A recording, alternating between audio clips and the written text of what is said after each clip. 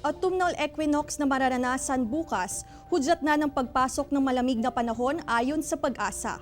Bantay panahon hatid ni Russell Simorio. Mararanasan sa bansa bukas ang autumnal equinox kung saan halos magkasing habang araw at gabi.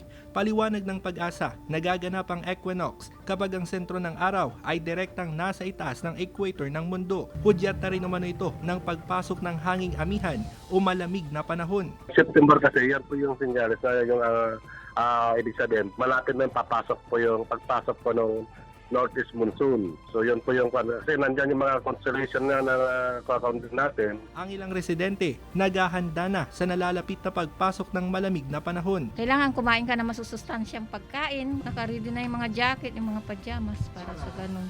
Para sa ganun, iwas sa sakit sa lamig.